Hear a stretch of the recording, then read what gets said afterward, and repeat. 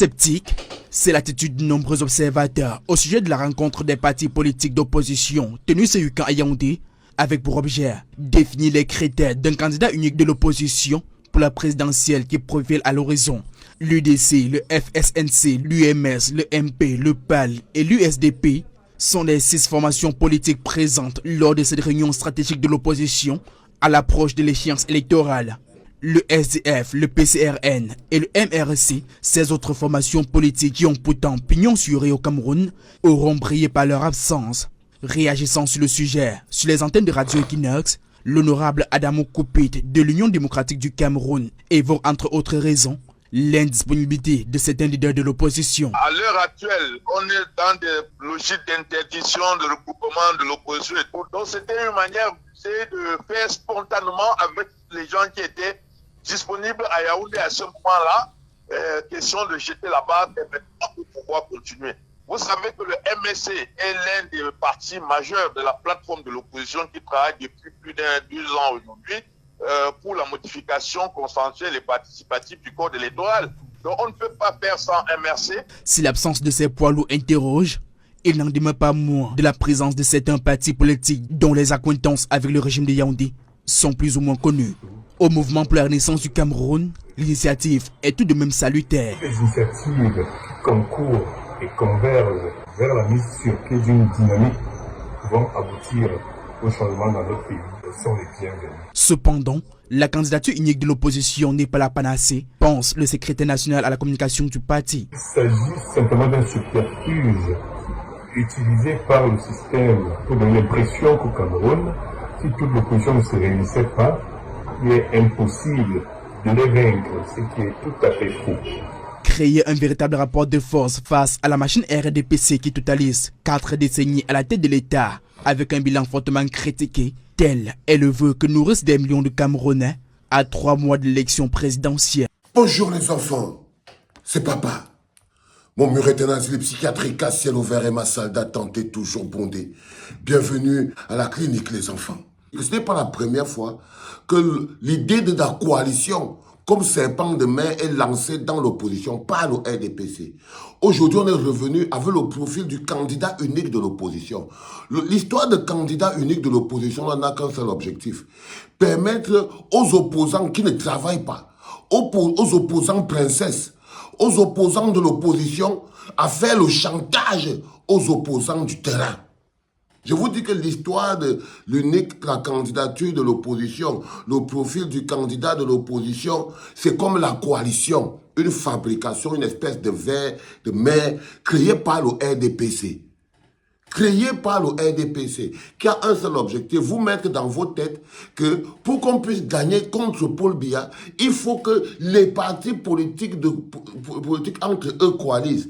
Non, les enfants. Si on fait la coalition entre le PAL, l'UMS, le FNSC, je ne sais pas moi qui, les gens qui étaient là-bas, l'UDC, les machins, même si vous les mélangez, ils gagneraient quoi?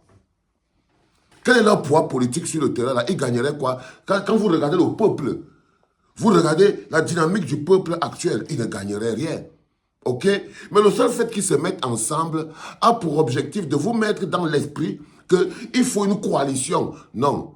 Les hommes politiques, s'ils sont malins, ils n'ont qu'à coaliser avec le peuple. Parce que le peuple, lui choisit son candidat. C'est comme ça que ça se passe. Le peuple choisit son candidat, celui qui souffre avec lui, celui qui est le plus en vue et celui qui est choisi par le peuple. Celui qui peut mobiliser 80 000 dans une sortie est celui qui est choisi par le peuple. Celui qui peut choisir descendre à Douala, tu as 100 000 personnes qui sortent, c'est parce qu'il est choisi par le peuple.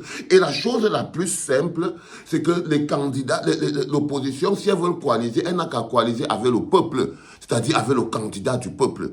C'est ça qu'on appelle ça. L'opposition, si elle veut coaliser, elle n'a qu'à coaliser avec le peuple, c'est-à-dire avec le candidat du peuple.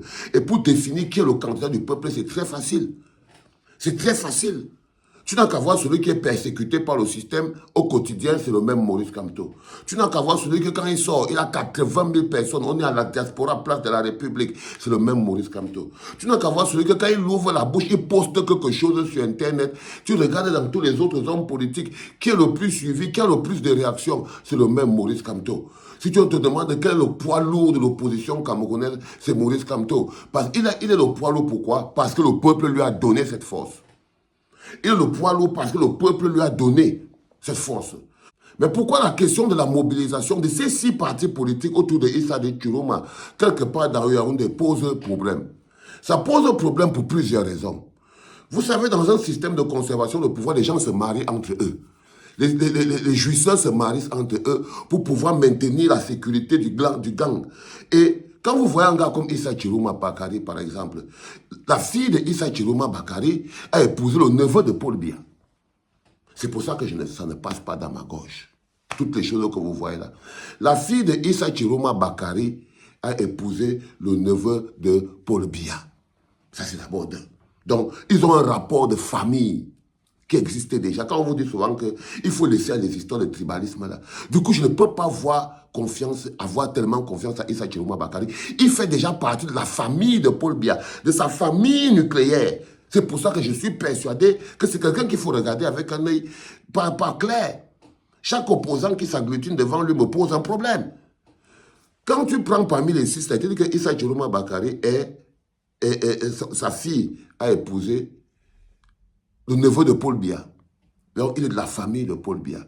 Quand vous prenez Ndamjoya, Madame Ndamjoya qui est là-bas, la fille de Madame Ndamjoya est mariée à un conseiller technique à la présidence de la République.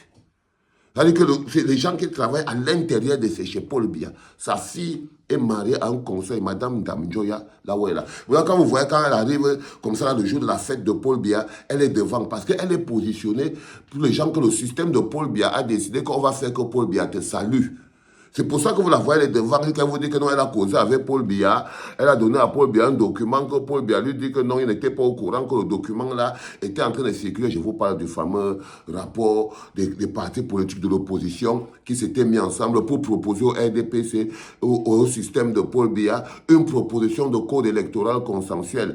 Et ils disent que ce n'était jamais arrivé. Quand Madame Ndamjoya est sortie de sa fête au palais de l'unité chez Paul Biya et tout, elle fait partie des rares personnes qu'on a mis sur la route de Paul Biya, que Paul Biya a salué pour sa satisfaction personnelle. C'est le même endroit où il y avait Maître Assira.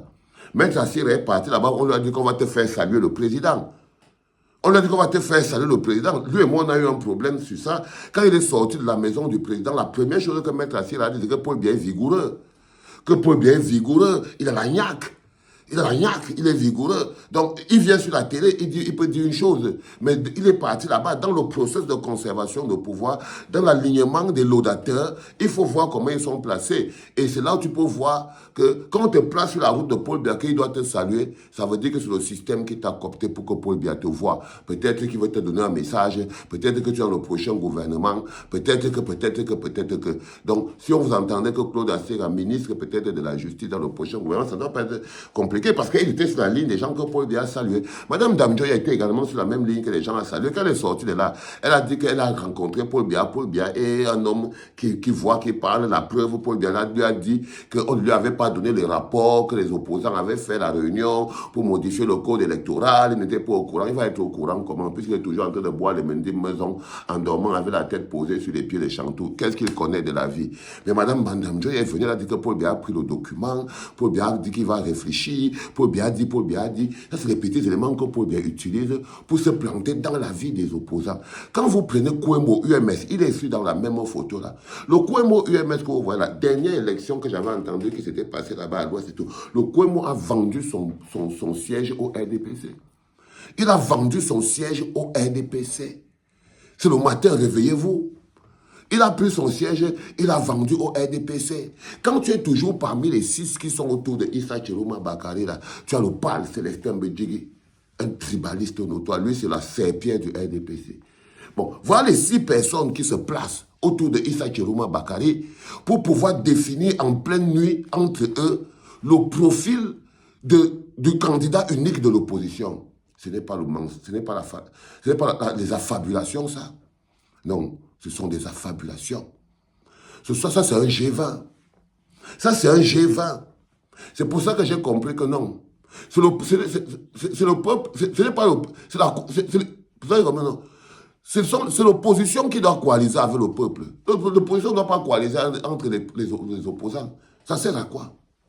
Ça sert à quoi? Une coalition entre partis d'opposants, je vous prends les 6 qu'on a mis là. Ça sert à quoi? Ça devient un G20. Ça devient un G20.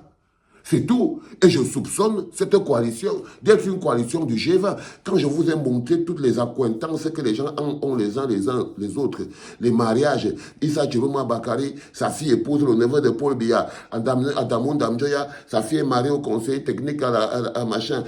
Vous voyez, il s'appelle comment? Célestin Bedjigi, sur une serpillère du RDPC. Issa Chiroma Bakari, lui-même, je te parle de lui-même, il est concerné dedans. Non, les enfants, c'est un G20. C'est un G20. C'est un G20. Et il faut que vous compreniez que là où on est en train de partir, là, c'est repartir avec le serpent de mer. C'est-à-dire que les opposants de la 11e heure, les opposants qui ne travaillent pas, les opposants qui passent leur temps à critiquer le travail des autres opposants sur le terrain, les opposants qui passent leur temps à critiquer l'attitude et les activités des autres opposants. Maintenant, ils arrivent et ils vous mettent sur la table l'idée de la coalition. Pour exister, ils veulent profiter de la pluie pour chier dans le torrent. C'est ça qui est la vérité. Les opposants républicains, ils passent toute l'année, tous les 7 ans à trafiquer pour que Paul Biya donne un peu d'argent. Ils passent tout leur temps à partir à prendre les 1 franc patati patata. Et à la veille de l'élection, ils viennent s'asseoir pour dire que c'est entre eux qui vont trouver le profil du candidat unique de l'opposition, alors qu'eux, ils n'ont rien travaillé. Si on te demande que l'UMS a travaillé quoi pendant 7 ans, à pas vendre son siège au RDPC, tu ne sais pas. Si on te dit que le PAL là, a travaillé quoi pendant 7 ans, à part aller faire le tribalisme sur Vision 4, tu ne sais pas même un peu d'éthique. Un peu d'éthique. Il y a des gens qui ont des passifs que quand ils parlent, tu sais que celui-ci, c'est quelqu'un que dans la table même de négociation, il est un homme à problème. Il est un homme à problème. Donc les enfants, je vous prie de rester éveillés. On est au premier podcast de la journée. Le G20 s'est construit devant nos gens de Dieu. Momo est entré au gouvernement et l'autre bonhomme est entré dans la sorcellerie. Parce que c'est pas tout le monde qui passe. L'autre est entré directement au champ, dans la sorcellerie. En ce moment, il a la vie du poulet. En ce moment, l'autre moula, qui était avec Jean de Dieu Momo, au G20, a la vie du poulet. Pendant que Jean de Dieu Momo, lui, il est en train de manger, il dort dans la maison de son ami le président Eto. C'est-à-dire qu'il a déjà le nouveau copain. Donc les enfants, à quelques jours de notre match, on appelle ça match de gueule, faites comprendre aux hommes politiques que le peuple camerounais a déjà fait un choix. Et c'est à eux de se décider. Soit ils vont suivre le peuple camerounais, soit ils vont aller faire le chantage à quelqu'un d'autre. Faites confiance, faites comprendre aux hommes politiques des G20, qui sont les opposants de la 11e heure. Les opposants qui ne travaillent pas, dont le travail est de venir se mobiliser derrière pour faire chanter les opposants de terrain en disant « Oui, tu es en pole position, mais si tu ne nous considères pas, si tu ne nous respectes pas, si tu ne nous fais pas ceci, on ne va pas coaliser avec toi. » Vous ne faites pas chanter quoi, Kamto. Vous faites chanter le peuple. C'est le peuple que vous faites chanter. C'est pas Kamto. Et ces opposants qui font chanter le peuple là, qu'ils sachent que le peuple est souverain. Le peuple est souverain. C'est pas la peine. Le peuple ne changera pas son vote pour Kamto. Le peuple ne changera pas son amour pour Kamto. Le peuple ne changera pas la confiance qu'elle a à Maurice Kamto. Et ça, il le démontre tous les jours. C'est des faits, c'est factuel. C'est factuel, je vous ai dit comment on reconnaît que celui-ci, c'est lui le patron de l'opposition, le poids lourd. C'est sa détermination, c'est sa rage, sa capacité à ébranler le système en face. Qui parmi vous a déjà mis le Cameroun dans le système de Paul Biya dans cet état? Personne. Personne. Donc, il faut pouvoir être un peu honnête envers vous-même. Et vous, les enfants, vous devez partager au maximum parce que quand vous voyez un G20 en téléchargement, ne vous trompez pas, c'est le G20 en téléchargement. C'était papa, les enfants.